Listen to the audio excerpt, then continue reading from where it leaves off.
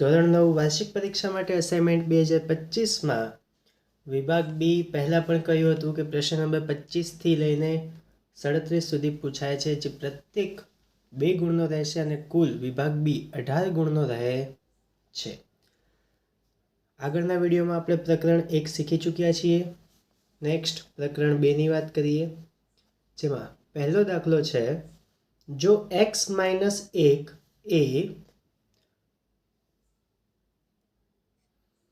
4x નો ઘન વત્તા 3x ના વર્ગ માઇનસ 4x વત્તા k નો અવયવ હોય તો k ની કિંમત શોધો. તો x-1 એ શું છે? આ બહુપદીનો અવયવ છે. તો જ્યારે પણ અવયવ હોય ને તો એની કિંમત આપણને હંમેશા શું મળે? 0. માટે ધારી લેવાનું કે x-1 બરાબર શું થશે? 0. માટે -1 ને બરાબરની બીજી બાજુ લઈ જાઓ શું થઈ જશે? +1. એટલે x બરાબર 0 વત્તા 1. માટે x બરાબર શું મૂકવાના રહેશે? 1. જો x બરાબર 1 બહુપદીમાં મૂકીશું તો આપણને k ની કિંમત મળી જશે.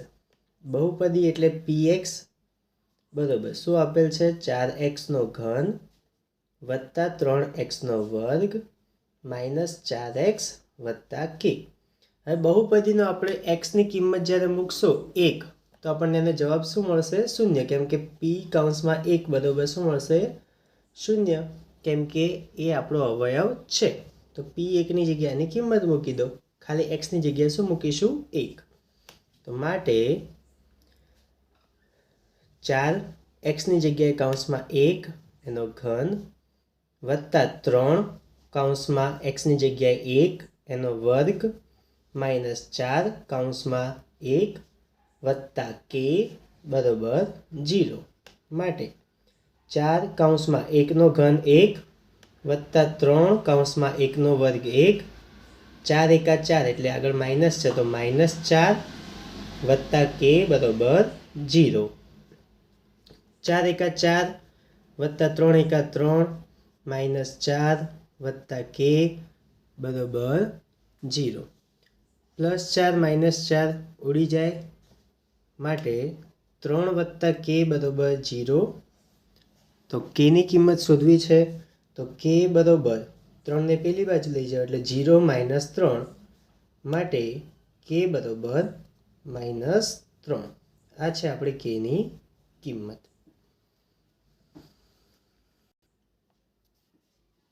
ત્યારબાદ પ્રશ્ન નંબર 2, નીચે આપેલ દરેક બહુપદીનું શૂન્ય શોધો.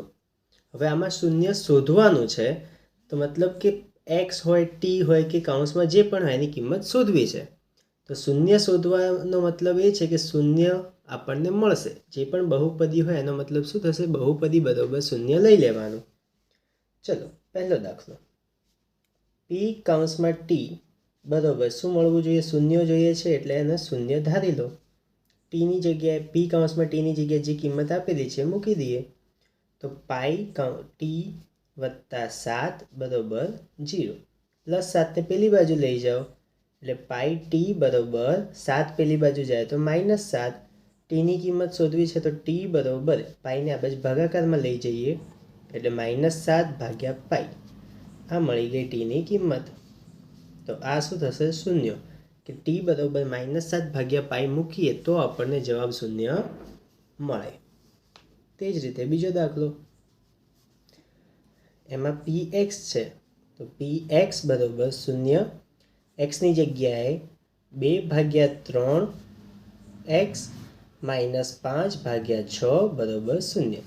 હવે આ સમજો કે આ માઇનસ આ બંને માટે કોમન છે, તો આખું પદને ઉઠાઈને પેલી બાજુ લઈ જઈએ તો માઇનસ શું થઈ જશે? પ્લસ. માટે 2/3x બરાબર માઇનસવાળી કિંમત આ બાજુ જાય તો પ્લસ એટલે 5/6. હવે અહીંયા 2/3 શું છે? x ના ગુણાકારમાં, તો આ બાજુ જશે તો શું થશે? ભાગાકારમાં. તો ભાગાકારમાં લઈ જઈએ તો માટે x બરાબર 5/6 જે છે એના ભાગ્યા 2/3. હવે જ્યારે અંશમાં પણ અંશ છેદ છે અને છેદમાં પણ અંશ ને છેદ છે તો આ ભાગાકારને ગુણાકારમાં ફેરવી દઈએ. માટે x બરોબર 5/6 ભાગ્યા 2/3 છે ને, તો એને ગુણાકારમાં ફેરવો તો શું થઈ જાય? ઊંધું થઈ જાય. 2/3 ની જગ્યાએ શું થઈ જશે? 3/2. 3 દુ 6 થાય, ઉડી ગયા.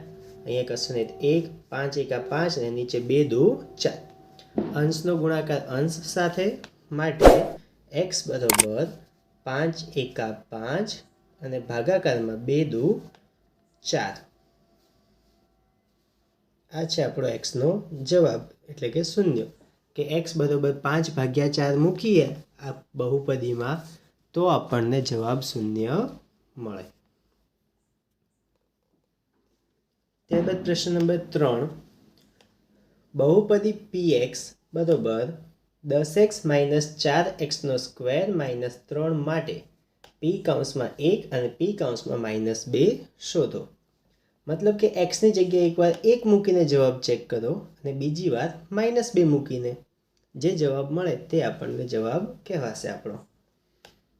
તો બહુપદી px બરોબર 10x - 4x² - 3 પ્રશ્નમાં આપેલ છે. માટે p(x) ની જગ્યાએ પહેલી વાર શું લઈશું? 1 બરોબર 10 (x ની જગ્યાએ 1 -4 (x ની જગ્યાએ 1 એનો વર્ગ -3 બરોબર 10 એકા 10 માઇનસ 1 નો વર્ગ 1 અને 1 ગુણ્યા 4 એટલે 4 અને -3. અહીંયા યાદ રાખવાનું કે માઇનસ વાળી કિંમતો ભેગી કરી દઈએ અને પ્લસ વાળી કિંમતોને ભેગી કરવી જોઈએ. તો આ 10 એકલા છે પ્લસમાં, એને 10 રાખીએ અને માઇનસ વાળી બે કિંમતો છે 4 અને 3. તો 4 ને 3 કેટલા થાય? 7. તો ભેગા કરીને 7 બાદ કરવાના. 10 - 7 એટલે 3. તો p(1) નો જવાબ શું મળે છે? 3. ડિટેલમાં અને શાંતિથી એટલે શીખવાડું છું કે તમે લોકો આને ખાલી કોપી પેસ્ટ ન કરો અને આમાંથી શીખી શકો. બીજી વાર ફરીથી કૌંસમાં px બરોબર 10x - 4x² - 3. હવે શું લેવાનું છે? -2.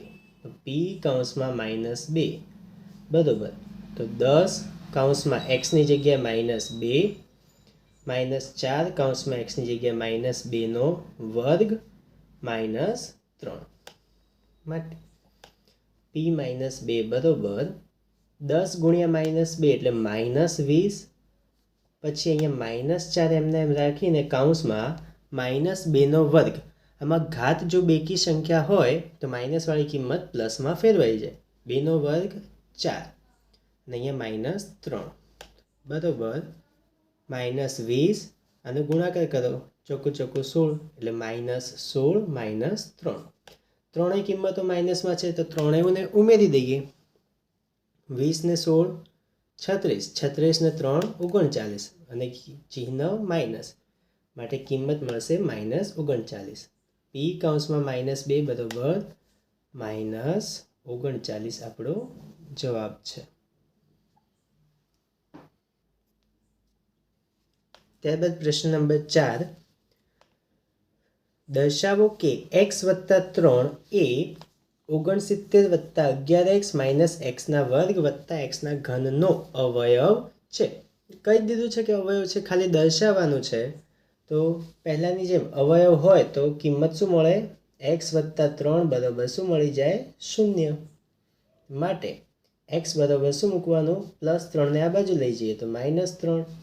તો x બરોબર -3 મૂકો અને છેલ્લે આપણને જવાબ 0 મળે તો એ એનો અવયવ છે, એ આપણે દર્શાવી દીધું કહેવાશે.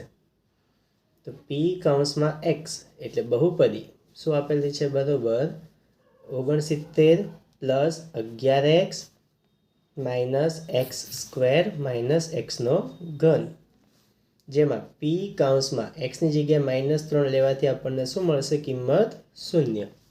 -3 ની જગ્યાની કિંમત મૂકી દઈએ. માટે 69 + 11 x ની જગ્યાએ -3 માઇનસ x ની જગ્યાએ -3 નો વર્ગ પ્લસ x ની જગ્યાએ -3 એનો ઘન માટે એના બરાબર શું મળશે? શૂન્ય મળવું જોઈએ. તો આ શૂન્ય દર વખતે લખવાનું નહીં. આપણે હવે શું ગણવાનું? ખાલી ડાબા ગણવાનું, એના બરાબર જબા સાબિત કરવાનું. એટલે ડાબી બાજુ એટલે ડાબા. તો 69 ગુણાકાર 11 તરી 33 પ્લસ માઇનસ માઇનસ 33 માઇનસ કૌંસમાં -3નો વર્ગ. માઇનસનો વર્ગ શું થઈ જશે? ઘાત બેકી સંખ્યા છે એટલે પ્લસ માઇનસ, પછી ખાલી +9. અહીંયા પ્લસ, અહીંયા જો -3નો ઘન શું થશે? 3નો ઘન 27, પણ પ્લસ માઇનસ માઇનસ, કેમ કે ઘન એટલે એકી સંખ્યા રહેશે એટલે માઇનસનું માઇનસ જ રહેશે, અને માઇનસ પ્લસ શું થઈ જશે? -27. બરોબર. હવે આ 69 એમના એમ. હવે આ ત્રણેય કિંમત માઇનસ છે, એનો સરવાળો કરો. એનો સરવાળો થાય છે 69. તો 69 - 69 બરાબર 0 મળે છે. 0 બરાબર જબા. જમણી બાજુનો જવાબ 0 હતો અહીંયા, તો ડાબા બરાબર જબા મળે છે. ડાબા બરાબર જબા. તો આપણે સાબિત કરી દીધું છે કે x + 3 એ બહુપદીનો શૂન્ય છે. ત્યારબાદ દાખલા નંબર 5. એમની કઈ કિંમત માટે x નો ઘન -2m x² + 16 ને x + 2 વડે ભાગી શકાય? તો કોઈ પણ કિંમતને ભાગી ક્યારે શકાય? કે જ્યારે એ એનો અવયવ હોય. માટે આમાં માની લઈએ કે ધારો કે x + 2 એ બહુપદી px નો અવયવ છે, તો જ એને ભાગી શકાય. તો માટે x + 2 બરાબર શું મળશે? 0. માટે x બરાબર +2 ની પેલી બાજુ લઈ જાઓ એટલે -2 મૂકવાથી આપણને એમની એવી કિંમત મળશે કે જેનાથી આખી બહુપદીનો જવાબ શું મળે? 0 મળે. તો બહુપદી px બરાબર શું આપેલું છે? x નો ઘન -2 × m × x² + 16. તો બહુપદીનો જવાબ તો આપણને શું મળશે? 0. ક્યારે? x બરાબર -2 મૂકીએ તો p -2 બરાબર શું મળવાનું છે? 0. હવે p -2 ની કિંમત મૂકી જઈએ. એનો મતલબ કે બહુપદીમાં x ની જગ્યાએ શું મૂકીશું? -2. તો x નો ઘન એટલે -2 નો ઘન -2m કૌંસમાં x ની જગ્યાએ -2 નો વર્ગ. અહીંથી જોઈને જ લખવાનું છે, ખાલી x ની કિંમત બદલવાની. +16. એના બરાબર જવાબ મળશે 0. માટે ઘાત કેટલી છે? 3. 2 નો ઘન થાય 8, અને અહીંયા માઇનસ છે એટલે -8. જો બેકી સંખ્યા હોય તો ચિહ્ન પ્લસ થઈ જાય, એકી છે માટે ચિહ્ન માઇનસનું માઇનસ રહેશે. અહીંયા -2m ગુણ્યા -2 નો વર્ગ. ઘાત બેકી સંખ્યા છે એટલે 2 નો વર્ગ 4 એટલે +4, અને +4 ગુણ્યા -2 એટલે -8. તો -8m + 16 બરાબર 0. માટે +16 - 8 મોટી રકમ પ્લસમાં છે એટલે ચિહ્ન પ્લસ રહેશે, અને બંને ચિહ્નો અલગ અલગ છે માટે બાદબાકી થશે. 16 માંથી 8 જાય તો 8. તો -8m + 8 બરાબર 0. +8 ને પેલી બાજુ લઈ જાઓ માટે -8m બરાબર +8 આ બાજુ આવે તો -8. m ના ગુણાકારમાં છે -8, આ બાજુ લઈ જાઓ તો ભાગાકારમાં. માટે m બરાબર -8 ભાગ્યા -8. માટે m બરાબર 1 જવાબ મળે છે. તો m ની કિંમત જો 1 રાખીએ તો બહુપદીનો જવાબ આપણને 0 મળે, અને એટલે x + 2 એ એનો અવયવ કહેવાશે. ધન્યવાદ.